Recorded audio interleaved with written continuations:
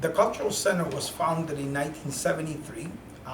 One of its existing programs, the Pedro Albizu Campos High School, was founded a year earlier. For the past 3 decades, the Cultural Center has functioned as an umbrella organization of a series of programs that includes the high school, which is an affiliate program. It's an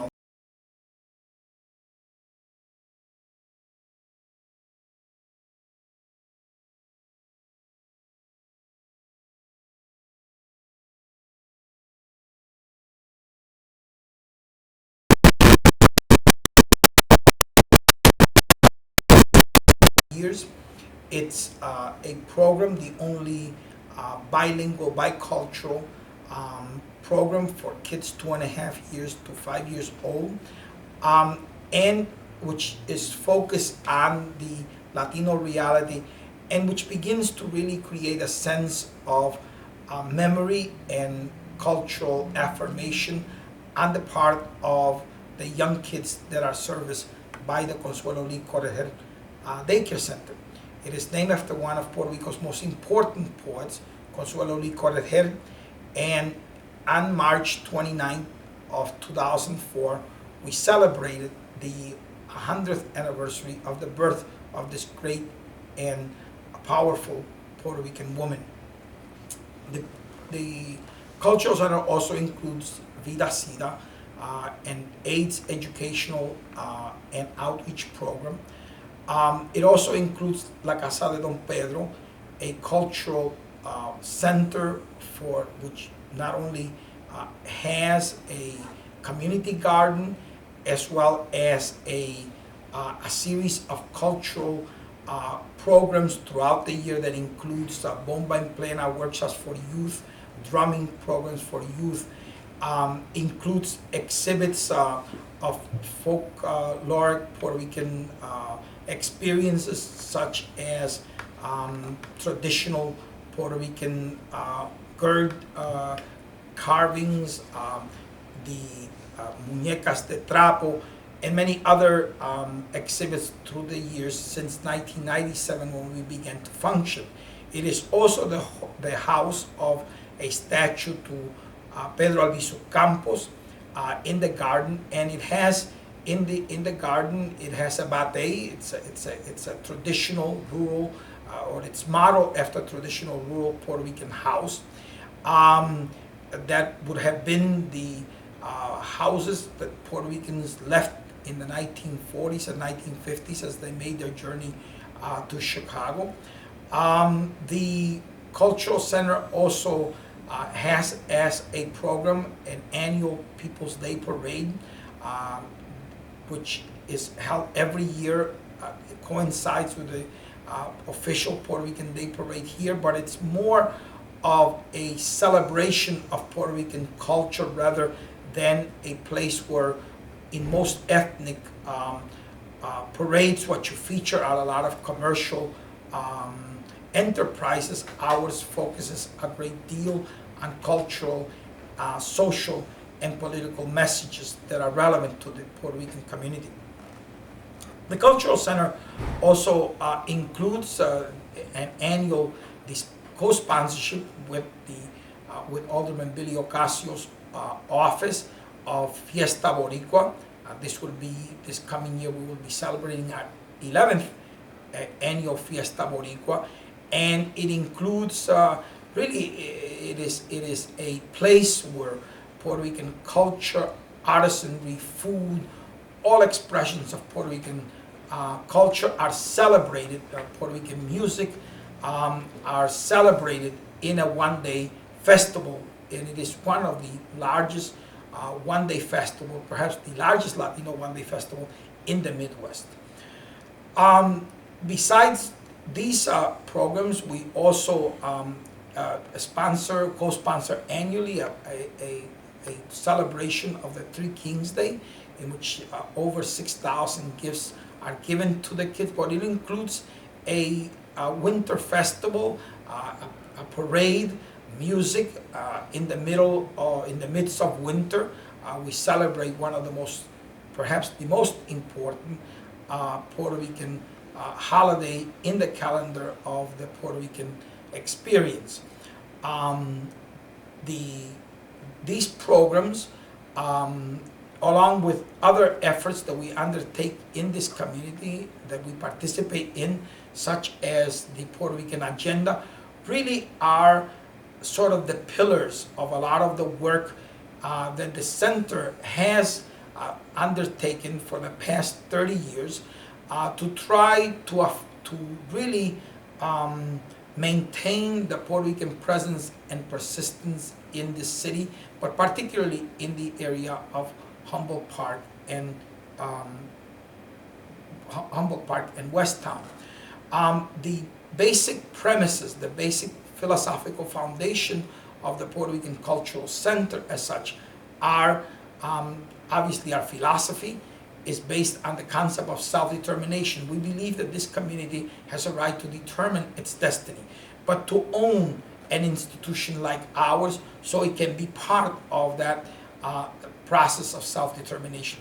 We believe that people have to own something that they can obviously hold up and anchor so as to be able to be part of the bigger challenges and the bigger context of city life. So for us, it's important not only the concept of self-determination as a concept that defines our community work, it also defines our work as a people. We believe that the Puerto Rican experience as in this case, the migratory experience is in many ways constitutes a unique chapter in the annals of U.S. immigration history. Puerto Ricans are the only group that come here being citizens of the United States, yet their experience is one in which they're not treated and fundamentally have not been treated as first-class citizens. They, in many ways, come here and historically have been in a similar process and have experienced a similar process of objectification that is not dissimilar from that of the Native Americans and the African Americans. And so we see ourselves within a context of a marginalized community that must ultimately have control over some of its institution to be part of that process of self-determination. In that context, we also look at the right of the Puerto Rican people in Puerto Rico to the right of self-determination. We look at the migratory experience from the fact that Puerto Ricans didn't choose to come here, that this was in many ways part and parcel of a process that was a political process that was defined by the relationship between Puerto Rico and the United States. And thus for us, that relationship has been a colonial relationship, and it is one that must ultimately be resolved through a real process of self-determination, which means that it must be a process that the Puerto Rican people themselves define, and that is not defined outside of Puerto Rico by the U.S. Congress or the U.S. government. The other sort of major premise that defines our work is really the work that is our methodology. And our methodology is based on the notion of self-actualization. By this we mean that the Puerto Rican people, as any people, must have the right to critically analyze the world about them, act responsibly upon that world, and transform it. It means that all of our work, whether it's the childcare, or it's the high school, or it is in Vida Sida, or any of the areas of work that we do, and in this case, even in the Café Batey Urbano, which is the latest program that was added to the Cultural Center, we believe that all of our work is geared towards engaging the participants in a process of self-actualization, which means that we critically look at the world, that we critically analyze the world, that we're constantly naming the world for ourselves, that we're not going to allow others to name the world for us. It means that we are able to ask some very pertinent questions about critical thought, and we engage our participants in a process of critical reflection. As a matter of fact, I would define the Cultural Center in terms of its methodology, as a center of cultural action, as a center of cultural action and reflection, which perhaps is best defined in the Greek concept of praxis. And I think this is a center of cultural praxis. And so the next, we've defined our philosophy as one that is about the self-determination of the Puerto Rican community, our methodology as one that is defined by the process of self-actualization, and the third sort of premise that defines our work is the premise of self-sufficiency. And by this we mean what some people may refer to as self-reliance. But in the context of self-sufficiency, we're talking about the very possibility, not of individual self-sufficiency, but how do we as a community work together? How do we address social problems together? How do we assume responsibility for each other as a community, whether it be in the area of education, in the area of housing, in any area that we may speak about that are in which our community faces social problems? How do we as a community assume responsibility for those problems? How do we begin to engage in an ethical process that speaks to the idea of social responsibility, to the idea that we as a community must accept responsibility for each other? And that is found in the sort of motto that has in many ways characterized our work: to live and help to live.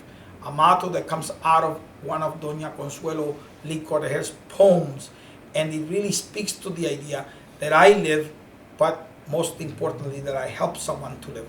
We are raised in a culture in which the basic concept, the basic motto is live and let live, which in many ways means that we are accentuating and so affirming individualism and selfishness as a virtue. For us, the virtue lies in our collective responsibility to each other. So that gives you a sense of somewhat of the history of the Cultural Center and its foundations, the foundations of the Cultural Center that are sort of, we've outlined as self-determination, self-actualization, and self-sufficiency. Okay, are you ready? No, he's not. Okay. Last question. So I was hoping that you can go through some of the contributions that you think the Culture Center has provided. Okay. So good afternoon, Jose. My name is Matt Rodriguez. A teacher at Pedro Albizu Campos Alternative High School, the one that you had made mention of. But I was hoping I can ask you what you think some of the contributions of the Puerto Rican Culture Center are and what they have been. Okay. My name is Matt Rodriguez. I'm a teacher at Dr. Pedro Albizu Campos Alternative High School. All right, do it again. Wait, Yeah. one, ready? Right. 1, 2, 3. My name is Matt Rodriguez. I'm a teacher at Dr. Pedro Albizu Campos Alternative High School, an affiliate program of the Puerto Rican Culture Center. And I'm curious as to what you think some of the impacts and also the contributions of the Puerto Rican Culture Center are. During its 30 years history, the Puerto Rican Cultural Center, I believe, has been a very significant institution, both in terms of the struggle in Puerto Rico as well as the struggle of the Puerto Rican people here in Chicago. There has not been, I don't believe, a major occurrence in Puerto Rico that somehow in the past 30 years we have not been a part of. That includes everything from the campaign to free the Puerto Rican nationalist prisoners who went to prison in the 1950s, to the struggle to get the U.S. Navy out of Vieques, to the struggle around the issue of the mining in Puerto Rico in the late 1970s and early 1980s. There was a huge struggle in Puerto Rico about the possible mining of the central part of the island, which would have brought about an incredible ecological devastation and had tremendous environmental implications for the entire island. as well as its flora and fauna. We were engaged for the past, directly or indirectly, for the past 2 decades in the campaign to free other Puerto Rican political prisoners, the ones that were incarcerated in the United States since the 1980s. Over the years, we also have participated in some of the most significant campaigns in Chicago around the Puerto Rican community, including bilingual education, including the reform processes of the Chicago public schools, particularly as these impacted the lives of the young people of the Puerto Rican community of Chicago. We were engaged in all kinds of issues around health and issues of housing. There's very little that has happened in Chicago that we have not been a part of. And so when we look at the University of Illinois and the development of a Latino recruitment program, the LARES program, the development of a process to open up the doors of that universities in the 1970s, we were a part of that. If we talk about even the struggles initially around trying to make DePaul more sensitive to the needs of the Puerto Ricans in the late 60s and the late 70s and early 80s, we were a part of that. We were involved in issues of providing jobs and for corporations to open their doors to employ Puerto Ricans and Latinos. We've been involved in the major struggles of at Northeastern Illinois University vis-a-vis the admissions policy there and the Puerto Rican students there, and the issue of equity in in actual fact, not only at Northeastern and the University of Illinois here, but even at the University of Illinois in Champaign-Urbana. So if we look at the compendium of struggles at the various institutions that somehow we have attempted to impact so they can better serve the Puerto Rican community. That includes hospitals in this community. It includes the development of El Rincon, which was a drug treatment center. I mean, we have been engaged in myriads of struggle to make institutions, including in the early 70s Association House, more sensitive to Puerto Ricans and Latinos. But we have also been, I think, at the center of really trying to develop a new vision for this community, a community building process that would make sure that we would harness the assets of this community. And that is why we were instrumental in the building of the Puerto Rican agenda and the many things that it has attempted to do, including the creation of new institutions like the Institute of Puerto Rican Arts and Culture in Humboldt Park, or the various initiatives that we have undertaken with groups like the Near Northwest Neighborhood Network and the Humboldt Park Empowerment Program, the work that we have carried out with other groups that are also engaged in, or individuals engaged in the Puerto Rican agenda to try to not only harness our social assets, our social capital, but also to begin to build a vision about this community, the stability of this community, the need to anchor this community, and facing the very serious problem of gentrification, which I believe is a problem that comes out of the very processes of globalization, and that in many ways what happens in Chicago, what happens in many of the urban centers in the United States around the displacement of people of color and destructions of communities is a process that takes place across this country, but it's also a process that's taking place in Puerto Rico itself.